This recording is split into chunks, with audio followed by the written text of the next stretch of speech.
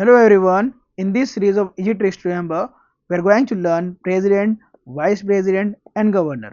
दोस्तों इस वीडियो में हम इन तीनों चैप्टर्स को ना एक साथ कवर करेंगे, एक साथ याद करेंगे ताकि आप इनके रोल्स, इनके फंक्शंस को, इनके पावर्स को एक साथ कंपेयर कर पाओ और रिकॉल कर पाओ और याद कर पाओ। ठीक है दोस्तों, इसलिए हम इस सिंगल वीडियो के अंदर तीनों लक्ष्मीकांत के चैप्टर कंप्लीट कर देंगे, president, vice president and governor. दोस्तों जो नए हैं ना उनको मैं बता दूं, इस सीरीज में हम M Lakshmikanth polity chapter wise cover कर रहे हैं with easy tricks, with clarity of concept. दोस्तों हम प्रीलिम्स पीवाईक्यू सीरीज भी कवर करेंगे इसके अंदर। ठीक है, सारे पीवाईक्यू डिस्कस करेंगे। ये प्रीलिम्स और मेंस दोनों एग्जाम के लिए बेनिफिशियल है क्योंकि इन दोनों को साथ लेकर चल रहे हैं इसके अंदर। ठीक है, इस सीरीज का बेनिफिट क्या है दोस्तों? देखो, सब कुछ आप रिवाइज तो कर पाओगे क्विकली, एंड दोस्तों सब कुछ याद करा दूंगा मैं आपको इस सीरीज के अंदर। ठीक है, एक वीडियो को बस ढंग से देख लेना ताकि आप समझ पाओ कि कैसे क्या किन टेक्निक और किन टिप्स का मैं यूज़ कर रहा हूँ। ठीक है, तो प्लेलिस्ट बन चुकी है, प्लेलिस्ट को विजिट करो और chapter wise video by video आप सब कुछ याद करो, रिवीजन करो। ठीक है, प्रीलिम्स का एग्जाम पास आ रहा है और ये सीरीज आपके लिए बहुत ज़्यादा बेनिफिशियल है।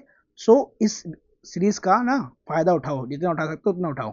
फ्री सीरीज है, कोई पैसे नहीं लग रहे आपके। ठीक है, चलो अब मैं इसके अंदर ना आपको कुछ टिप्स देना चाहता हूँ। वो ये है कि देखो, ये है हमारी पीडीएफ। ठीक है, ये पीडीएफ जो है फ्रीली अवेलेबल है आपको। ठीक है, टेलीग्राम चैनल पर, वहाँ से आप ये डाउनलोड कर सकते हो। ठीक है, ये है क्या? तो ये चैप्टर वाइज क्वेश्चन बैंक है, क्वेश्चन पेपर है, मतलब एक तरीका जिसमें आपको क्वेश्चन पूछे जाएंगे और उसके आंसर आपको अपने मन में या फिर शॉर्ट में आंसर लिख के आपको प्रैक्टिस करनी है, जिससे आप एक्टिव रिकॉल कर पाओगे सब कुछ। ठीक है, और दोस्तों ये रही हमारी एम लक्ष्मीकांत की बुक और इसके अंदर हम प्रेसिडेंट, वाइस प्रेसिडेंट दोनों कवर करेंगे, प्लस गवर्नर को भी कवर करेंगे। ठीक है, और अपने स्केड्यूल पे आ जाए हम कि भैया हमने स्केड्यूल में क्या कवर कर दिया। तो देखो, सेंटर स्टेट खत्म कर दिया, इंटर स्टेट खत्म कर दिया, इमरजेंसी खत्म कर दिया। अब ये तीनों चैप्टर एक साथ कवर हो जाएंगे, प्रेसिडेंट, गवर्नर और वाइस प्रेसिडेंट। अब अगला वीडियो आएगा इसके ऊपर प्राइम मिनिस्टर और चीफ मिनिस्टर के ऊपर। ठीक है, फिर पार्लियामेंट लेकर आएंगे जल्दी से ही। ठीक है, तो अपने स्केड्यूल के साथ चलेंगे, डोंट वरी, और सब कुछ कवर करेंगे। और जनवरी से तो हमारी रैपिड रिवीजन सीरीज स्टार्ट हो जाएगी। ठीक है, पूरी प्रीलिम्स की तैयारी स्टार्ट कर देंगे हम जनवरी से और फोकस तरीके से। ठीक है, चलो अब आगे बढ़ते हैं, चैप्टर को स्टार्ट करते हैं अपने और कवर करते हैं सब कुछ। ठीक है, हाँ ये भी लेकर आऊँगा अभी। Articles 52 to 78 and part 5 deal with union executive. ध्यान रखना ये यूनियन एग्जीक्यूटिव है, ना कि स्टेट एग्जीक्यूटिव। उसको हम आगे पढ़ेंगे। ठीक है, तो 52 से लेकर 78 तक क्या है? यूनियन एग्जीक्यूटिव है। ठीक है, और ये मिलेगा आपको part 5 of the Indian constitution. और उसको याद कैसे करोगे? तो आपको नंबर में लिखना है 5, 6, 7, 8 और यहाँ पर 6 को रिप्लेस कर देना है 2 से। ठीक है, तो सेकंड नंबर पर आता है 5 से लेके, सेकंड नंबर पर आता है तो यहाँ पर सेकंड नंबर डाल दो 2। ठीक है, 6 को हटा दो और सेकंड नंबर डाल दो, मतलब 2 डाल दो। तो पार्ट 5 में मिलेगा आपको। ठीक है, इंडियन कॉन्स्टिट्यूशन में यूनियन एग्जीक्यूटिव और 52 से लेके 78 तक। ठीक है, तो ऐसे करके आपको याद रखना है 52 से लेके 78 तक। ठीक है, तो डिकोडिंग करेंगे तो हम 52 से लेकर 78 तक हमें यूनियन एग्जीक्यूटिव मिलेगा और पार्ट 5 में मिलेगा यूनियन एग्जीक्यूटिव। ठीक है, तो इस तरीके से याद रखना है आपको। प्रीलिम्स में क्वेश्चन बनता है तो आपको इसे याद करके 5, 6, 7, 8 और 6 को रिप्लेस कर देना है 2 से, तो इसे आपको याद रहेगा। ये पार्ट 5 हो जाएगा और 52 से लेकर 78 तक यूनियन एग्जीक्यूटिव। ठीक है, ओके। सो यूनियन एग्जीक्यूटिव में कौन कौन आएगा? तो आएंगे पीवी, पीएसी। ठीक है, तो पीवी और पीएसी से क्या चीज है? तो पी से है आपके पास प्रेसिडेंट और वी से वाइस प्रेसिडेंट, फिर पी से प्राइम मिनिस्टर और ए से attorney general of India, not CAG. ये ध्यान रखना, केज नहीं आता आपके यूनियन एग्जीक्यूटिव में। ठीक है, अच्छा एक बात और, अभी नवंबर के मंथ में ही न्यू केज अपॉइंटमेंट हुई है। ठीक है, अपॉइंट हुए हैं, तो आपको उनका नाम बताना है कमेंट बॉक्स में। ठीक है, प्रेसिडेंट ने अपॉइंट किया है, बताओ उनका नाम क्या है। और सी से मिलेंगे काउंसिल ऑफ मिनिस्टर। ठीक है, काउंसिल ऑफ मिनिस्टर के अंदर कैबिनेट मिनिस्टर है ना, इंडिपेंडेंट मिनिस्टर जो होते हैं। ठीक है, ये सब आपको काउंसिल ऑफ मिनिस्टर के अंदर मिलेंगे। तो ये सारे क्या हैं? आपके यूनियन एग्जीक्यूटिव के पार्ट हैं। ठीक है, पीवी, पीएससी। देखो, स्टेट एग्जीक्यूटिव के कौन से पार्ट होते हैं? फिर स्टेट एग्जीक्यूटिव में कौन कौन आएगा? तो इसे याद रखना है, जी सी ए सी। ठीक है, जी सी ए सी, जी से गवर्नर मिलेगा आपको स्टेट एग्जीक्यूटिव के अंदर, ध्यान रखना गवर्नर स्टेट एग्जीक्यूटिव के अंदर। और सी से फिर चीफ मिनिस्टर, और डी से यहाँ पर आएगा एडवोकेट जनरल ऑफ स्टेट, यह ध्यान रखना। वहाँ अटॉर्नी जनरल ऑफ क्या था, इंडिया था, यहाँ पर क्या है एडवोकेट जनरल ऑफ स्टेट। और सी से काउंसिल ऑफ मिनिस्टर ही जो चीफ मिनिस्टर हेड करता है उसे, ठीक है। डुअल रोल ऑफ गवर्नर, ठीक है, गवर्नर के दो रोल होते हैं, ठीक है, यूनियन एग्जीक्यूटिव के लिए भी और स्टेट एग्जीक्यूटिव के लिए भी। क्या होता है, देखो ये सेंट्रल गवर्नमेंट के लिए एज अ एजेंट वर्क करता है, ठीक है। तो agent of the central government होता है ये सबमिट करता है periodical reports to the centre about the administrative affairs of the state. मैंने बताया था कि भैया गवर्नर जो है ना रिपोर्ट देता है इसको प्रेसिडेंट को, और बताता है कि भैया स्टेट के अंदर स्टेट गवर्नमेंट जो है सही से फंक्शन नहीं कर रही है, ठीक है, कॉन्स्टिट्यूशनल मशीनरी का फेलियर हो रहा है। तो प्रेसिडेंट जो है ना क्या लगा सकता है वहां पर, प्रेसिडेंट रूल लगा सकता है स्टेट के अंदर, ठीक है। तो ये काम भी किसका होता है, गवर्नर का होता है, ठीक है। तो एज ए एजेंट वर्क करता है सेंट्रल गवर्नमेंट का। और क्या होता है ये स्टेट गवर्नमेंट के लिए, ये होता है चीफ एग्जीक्यूटिव हेड होता है, ये नॉमिनल एग्जीक्यूटिव हेड बोल सकते हो या टाइटुलर या कॉन्स्टिट्यूशनल हेड भी बोल सकते हो गवर्नर को, ठीक है। अब ये ध्यान रखना, it is not an employment under central government, इस चीज का ध्यान रखो। ये सेंट्रल गवर्नमेंट का एजेंट ऐसा वर्क तो करता है, लेकिन ये employment under the central government नहीं है, ठीक है। It is not under the control और सबॉर्डिनेट ऑफ सेंट्रल गवर्नमेंट, इस चीज को भी ध्यान रखो। ना कि इस पे कंट्रोल किसका, सेंट्रल गवर्नमेंट का, स्टेट उसके किसके ऊपर, गवर्नर के ऊपर, और ना ही सबॉर्डिनेट है सेंट्रल गवर्नमेंट का, ये ध्यान रखना गवर्नर का। चलो ये तो अभी मैं याद करवा रहा हूँ और कुछ फंक्शंस भी बता दे रहा हूँ आपको, ठीक है। तो ऐसे करके सब कुछ लाइन बाय लाइन याद करेंगे हम, ठीक है। लाइन बाय लाइन मतलब टॉपिक बाय टॉपिक याद करेंगे। Election and impeachment of president, तो पहले तो इलेक्शन होगा प्रेसिडेंट का, ठीक है, फिर हम बात करेंगे ना इम्पीचमेंट की, ठीक है, रिमूवल ऑफ द प्रेसिडेंट की। ध्यान रखना यहाँ पर इम्पीचमेंट वर्ड है, ठीक है, हम रिमूवल वर्ड यूज नहीं करते प्रेसिडेंट के लिए। तो भैया इलेक्शन में कौन कौन पार्टिसिपेट करेगा, तो मेंबर ऑफ पार्लियामेंट करेंगे। अब याद रखना आपको कि member of parliament of both houses, ठीक है, राज्यसभा प्लस लोकसभा दोनों के मेंबर ऑफ पार्लियामेंट वोट कर सकते हैं, वरना इन the election process of president. But nominated members नहीं कर सकते, क्योंकि जो नॉमिनेटेड मेंबर्स होते हैं वो नॉमिनेट होते हैं by the president of India, इसलिए नहीं करेंगे कि भैया हमने यहाँ पर पार्शियल करना है एकदम, ठीक है, फेयर इलेक्शन कराना है। अब MLA, member of legislative assembly, ये वोट कर सकते हैं, ठीक है, बट इनके भी नॉमिनेटेड मेंबर्स नहीं करेंगे। और एक बात का और ध्यान रखना, जो एमएलए होता है ना वो लेजिस्लेटिव असेंबली का होता है। तो यहाँ पर हम यूटीज लेंगे दो, ठीक है, that is DP, Delhi and Pondicherry. बताओ क्यों लेंगे, क्योंकि यहाँ पर लेजिस्लेटिव असेंबली है, ठीक है, लेजिस्लेटिव लेजिस्लेचर है दिल्ली और पौंडीचेरी में। तो इनके भी MLA in the election process of president में वोट करेंगे, ठीक है। अब आते हैं हम रिमूवल की, इम्पीचमेंट की। भैया इम्पीचमेंट में कौन कौन करेगा, तो yes elected member of parliament वो कर सकते हैं, और इसमें नॉमिनेट भी कर सकते हैं। तो नॉमिनेट क्यों करेंगे, यहाँ पर नॉमिनेट इसलिए करेंगे क्योंकि भैया ये नॉमिनेट हुए थे बाय द प्रेसिडेंट, तो ये यहाँ पर वफादारी दिखाएंगे, ठीक है, जब वफादारी करेंगे तो हम रिमूवल ऑफ द प्रेसिडेंट नहीं होने देंगे, मतलब इस तरीके से समझ लो। तो नॉमिनेटेड मेंबर्स कर सकते हैं in the impeachment process of the president में, ठीक है, वोट। अब एक बात का ध्यान रखो दोस्तों, जब आएगी इम्पीचमेंट की, तो एमएलए जितने भी होते हैं ना स्टेट के, यहाँ पर ना ही उनके नॉमिनेट मेंबर्स वोट कर सकते हैं ना ही इलेक्टेड। पूछो क्यों, क्योंकि प्रेसिडेंट जो है as a nation as a whole सबका होता है। तो मेंबर ऑफ पार्लियामेंट जो हैं ये भी तो पूरे नेशन को रिप्रेजेंट कर रहे हैं, ठीक है, तो नेशन को रिप्रेजेंट कर रहे हैं। तो भैया इम्पीचमेंट में सिर्फ हमने किनको रखा, मेंबर ऑफ पार्लियामेंट्स को रखा, ठीक है, इस का ध्यान रखना। और एक बात और दोस्तों, चाहे वो इलेक्शन प्रोसेस हो चाहे रिमूवल हो, स्टेट लेजिस्लेटिव काउंसिल के जो मेंबर्स होते हैं ना, जो होते हैं एमएलसी, ठीक है, मेंबर ऑफ लेजिस्लेटिव काउंसिल्स, ये रिप्रेजेंटेटिव नहीं करते किसी में भी, ठीक है।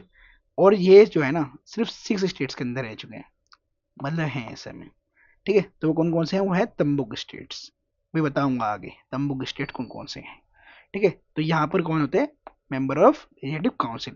और ये ध्यान रखना ये रिप्रेजेंटेटिव नहीं होते, इसलिए इनके पास ना ही वोटिंग प्रोसेस में ये पार्टिसिपेट करेंगे ना ही इम्पीचमेंट में, ठीक है, क्योंकि एमएलसी भी जो है जैसे राज्यसभा के अंदर मेंबर चुन के आते हैं ना, ऐसे एमएलसी में भी चुन के आते हैं। ये पार्लियामेंट जनरल चैप्टर में आपको मैं पढ़ाऊंगा, ठीक है, जब स्टेट लेजिस्लेचर वाले में पढ़ेंगे हम। अब देखो तंबू के स्टेट कौन कौन से हैं, तो टी से यहाँ पर क्या तेलंगाना, और ए से यहाँ पर आंध्र प्रदेश, और एम से यहाँ पर आपका महाराष्ट्र, और बी से यहाँ पर बिहार, और यू से यूपी, और के से कर्नाटका। तो बिहार और यूपी और बिहार तो आपको ऐसे याद रहेगा कि यूपी और बिहार में बाई कैमरल लेजिस्लेचर है, ठीक है। यहाँ पर दो लेजिस्लेचर मिलेगी, एक स्टेट असेंबली, ठीक है, जिनके पास मेन फंक्शन होता है, और दूसरी होती है लेजिस्लेटिव काउंसिल, ठीक है। चलो, election and removal of vice president. अब हमने प्रेसिडेंट की बात कर ली, अब हम बात करेंगे वाइस प्रेसिडेंट की, ठीक है। हमने कहा था ना भैया शुरुआत में कि प्रेसिडेंट, वाइस प्रेसिडेंट, गवर्नर तीनों को साथ लेकर चलेंगे, ताकि आप तीनों के में, इनके इलेक्शन प्रोसेस में, रिमूवल प्रोसेस में, तीनों में डिफरेंस जान सको, एक साथ कंपेयर कर सको, ठीक है। तो ये भी प्रीलिम्स के लिए इंपॉर्टेंट है और मेंस के लिए भी। तो यहाँ पर member of parliament of both houses, ध्यान रखना, पार्ट करेंगे इन the election process of the vice president, ठीक है। और ध्यान रखना यहाँ पे नॉमिनेटेड मेंबर्स भी आ जाएंगे, क्यों, वही नॉमिनेट होता है बाय द प्रेसिडेंट, ठीक है। तो यहाँ पर प्रेसिडेंट के लिए माना था ना, वाइस प्रेसिडेंट के लिए थोड़ी ना माना। वाइस प्रेसिडेंट के लिए तो भैया बिल्कुल इलेक्शन प्रोसेस में पार्टिसिपेट करेंगे, ठीक है। एमएलए नहीं करेंगे, नहीं करेंगे, नहीं करेंगे। तो जब एमएलए के पास इलेक्शन में राइट नहीं है, तो इसका मतलब इम्पीचमेंट में भी राइट नहीं होगा, रिमूवल में भी राइट नहीं होगा उनके पास, ठीक है। तो एमएलए तो भैया यहाँ पर दोनों में ही हट गए, मतलब removal of the vice president में भी हट गए और election of the vice president में हट गए। तो एमएलए को तो यहाँ भूल जाओ। एमएलए को क्यों भूल जाओ, देखो एमएलए होते हैं स्टेट के लिए, ठीक है। और ये वाइस प्रेसिडेंट है ना, इनके पास इतना फंक्शंस नहीं होता, इतने पावर्स नहीं होती जितने प्रेसिडेंट के पास पावर होता है।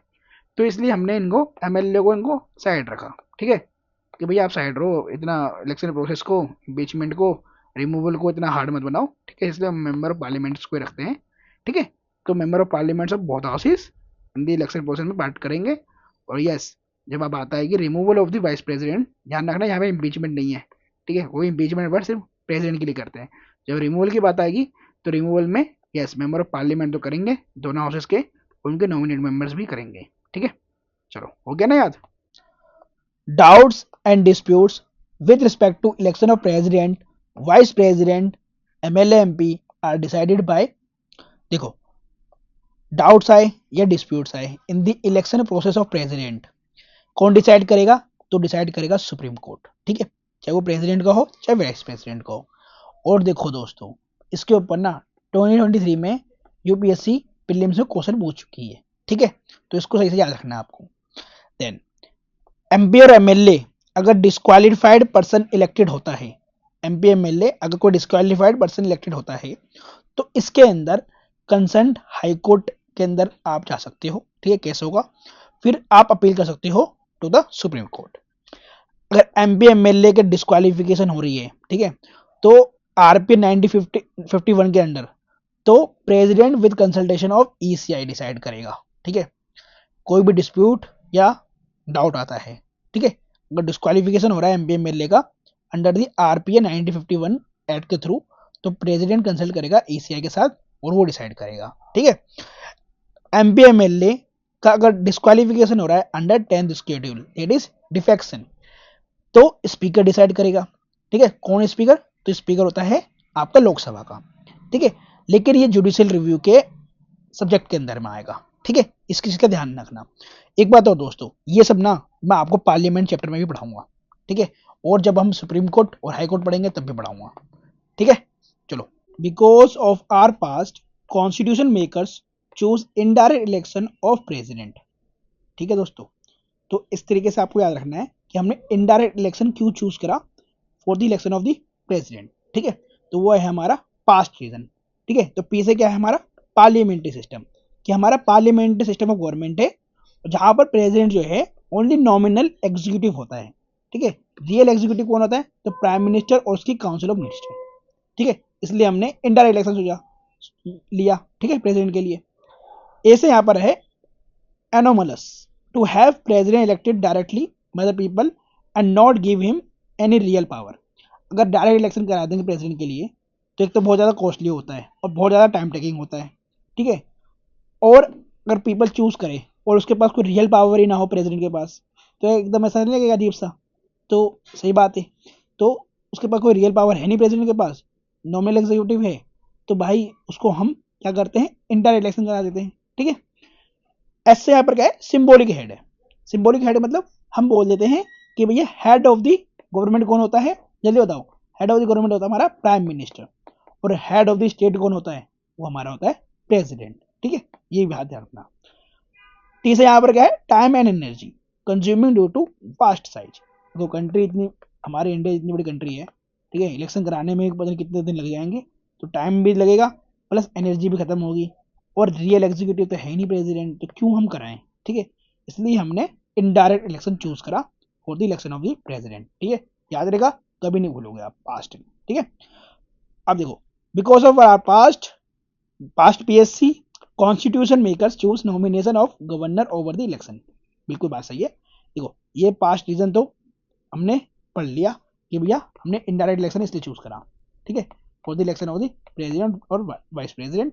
और हमने नॉमिनेशन चूज करा किसके लिए, गवर्नर के लिए, कि भैया गवर्नर के लिए ना इलेक्शन होगा ही नहीं, ना इनडायरेक्ट होगा ना डायरेक्ट होगा, हम उसको क्या करेंगे, नॉमिनेट करेंगे बाय द किसकी द्वारा, जल्दी बताओ, नॉमिनेशन ऑफ द गवर्नर कौन करेगा, भाई सेंट्रल गवर्नमेंट करती है। ठीक है, इसका ध्यान रखना।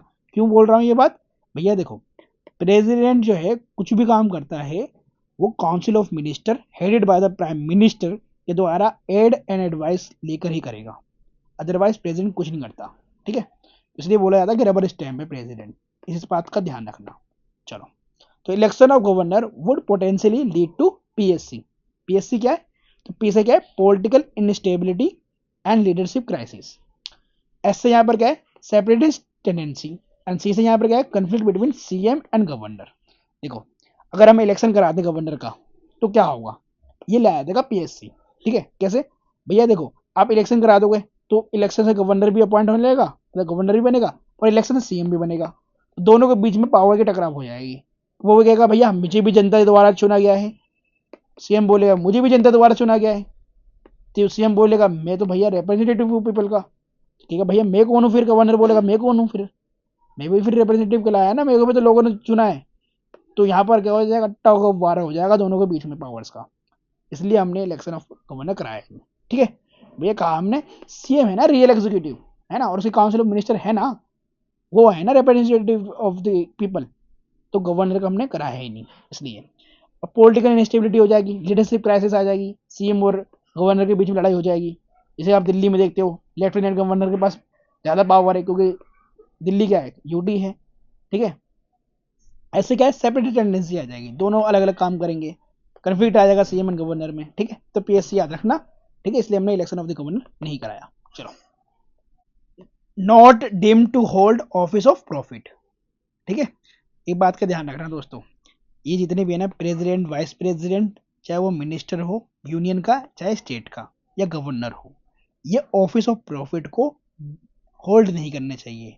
अगर ये होल्ड करेंगे तो अपॉइंट नहीं हो सकते, ना तो प्रेसिडेंट ना वाइस प्रेसिडेंट, ना ही ये मिनिस्टर बन सकते और ना ही गवर्नर। ठीक है, तो ऑफिस ऑफ प्रॉफिट क्या होता है ये मैं आपको पढ़ाऊंगा पार्लियामेंट चैप्टर में।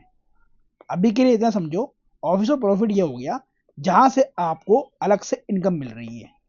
ठीक है, अलग से इनकम। ठीक है, इस बात को ध्यान रखना, ऑफिस ऑफ प्रॉफिट, तो ये मैं पढ़ाऊंगा पार्लियामेंट चैप्टर में, इसको अभी याद करो पीवीएमजी से।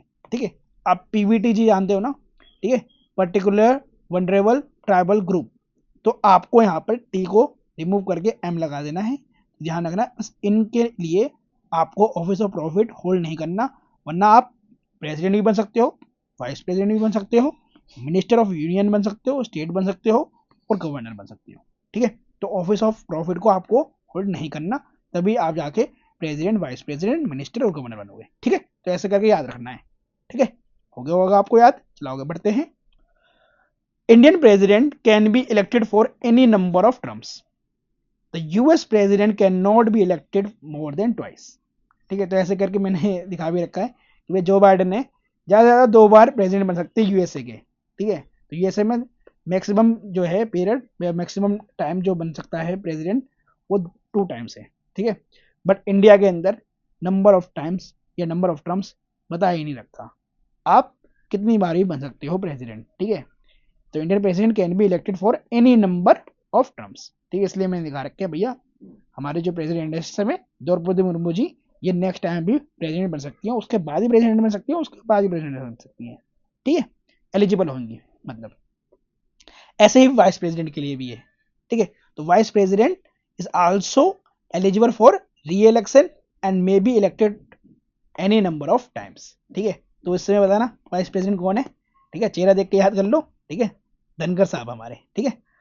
तो इस समय ये कौन है, तो चेयरमैन होते हैं ना, कौन किसके, राज्यसभा के, ध्यान रखना, वाइस प्रेसिडेंट चेयरमैन होता है राज्यसभा का। ये पार्लियामेंट वाले चैप्टर पढ़ाऊंगा और बहुत ही अच्छी तरीके से याद कराऊंगा पार्लियामेंट को भी।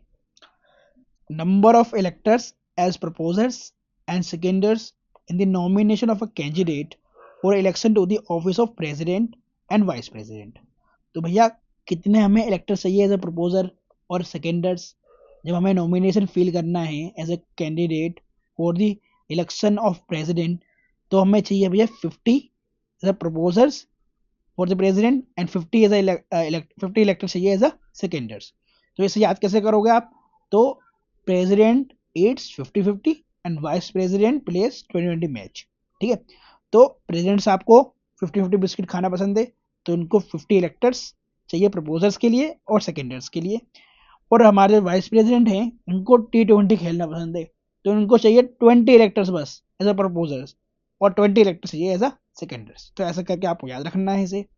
और दोस्तों सिक्योरिटी डिपॉजिट होती है, जब भी आप मैं बता दूं आपको, आपको म्यूनिसपैलिटी के भी इलेक्शन लड़ना है ना, उसमें पार्षद बनते हैं, उसके लिए भी सिक्योरिटी मनी डिपॉजिट होती है, ठीक है, जो आपको स्टेट इलेक्शन कमीशन लेती है आपसे। तो ऐसे ही ECI 15,000 रुपये लेगी, आपको RBI में 15,000 रुपये डालने होंगे अपने एज ए सिक्योरिटी डिपॉजिट। और अगर आप 1/6 वोट नहीं ले पाओगे, सिक्योर नहीं कर पाओगे, तो ये आपका जो मनी है ना भूल जाओ, फॉरफिटेड हो जाएगी ये मनी, ठीक है, अगर आप 1/6 सिक्योर नहीं कर पाओगे वोट, ठीक है। तो इसको याद रखना। क्वालिफिकेशंस, तो आर्टिकल 58 में क्वालिफिकेशंस बता रखे हैं, ठीक है, to be eligible for election as a president, ठीक है। अगर आपको प्रेसिडेंट का इलेक्शन लड़ना है ना, तो क्या एलिजिबिलिटी है, ठीक है, वो आपको आर्टिकल 58 में मिलेगी। तो क्या एलिजिबिलिटी चाहिए आपको फॉर द, अगर आपको इलेक्शन लड़ना है प्रेसिडेंट का, तो आप तो एक तो सिटीजन होने चाहिए इंडिया के, ठीक है, तो सही से सिटीजन है। ऐसे यहाँ पर क्या है कि आपकी जो एज है ना वो 35 कंप्लीट हो गई होगी, तभी आप लड़ सकते हो इलेक्शन प्रेसिडेंट का। एल से यहाँ पर क्या है, आप क्वालिफाइड होने चाहिए for election as a member of Lok Sabha, ठीक है, मतलब आप मेंबर ऑफ पार्लियामेंट बनने के क्वालिफाइड होने चाहिए, तभी आप इलेक्शन लड़ सकते हो किसका, प्रेसिडेंट का। और ओ से क्या है, आप ऑफिस ऑफ प्रॉफिट को होल्ड नहीं करना चाहिए, मैंने अभी आपको समझाया था, ठीक है, यहाँ पर भी आपको ऑफिस ऑफ प्रॉफिट होल्ड नहीं करना चाहिए, तभी आप प्रेसिडेंट वाइस प्रेसिडेंट वगैरह बन सकते हो, ठीक है। अब देखो क्या क्वालिफिकेशन चाहिए फॉर द वाइस प्रेसिडेंट, ये है CARO, ठीक है। आर यहाँ पर क्या है, देखो सिटीजन आप होने चाहिए इंडिया की, एज कंप्लीट हो जानी चाहिए 35 की, बस यहाँ पर क्या देखो, यहाँ पर एल था ना लोकसभा, यहाँ पर आर है, मतलब आप राज्यसभा के मेंबर बनने के काबिल होने चाहिए, क्वालिफाइड होने चाहिए। क्यों, भैया जो वाइस प्रेसिडेंट होता है हमारा, वो चेयरमैन होता है ना हमारा राज्यसभा का, ठीक है, इसलिए चलो ये कंसेप्ट क्लियर रखोगे तो ऐसे भी याद रहेगा। और ऑफिस ऑफ प्रॉफिट आपको होल्ड नहीं करना, ठीक है, उसे। अब क्या क्वालिफिकेशन चाहिए आपको, अगर गवर्नर अपॉइंट करेगी, ठीक है, सेंट्रल गवर्नमेंट, तो क्या चीज होनी चाहिए आपके पास क्वालिफिकेशन, या आपका लिखा हुआ आर्टिकल 157 में।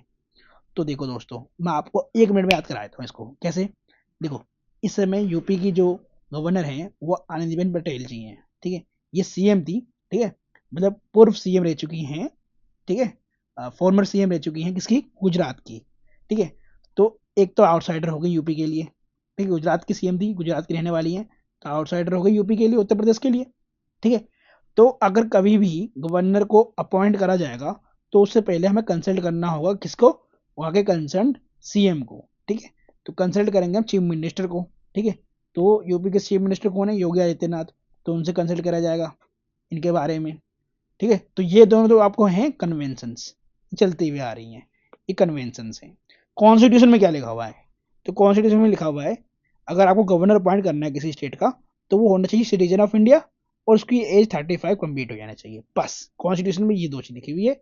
और CO आपको मिलेगा एज अ कन्वेंशन, ठीक है, कंसल्ट करना है CM को, और वो आउटसाइडर होना चाहिए, इस बात का ध्यान रखना, ठीक है। प्रीलिम्स में क्वेश्चन बनता है इसके ऊपर, और सरकारी सरकारी कमीशन के ऊपर भी क्वेश्चन बनता है, और वो प्रीलिम्स में विभाग भी है भी आपके पास।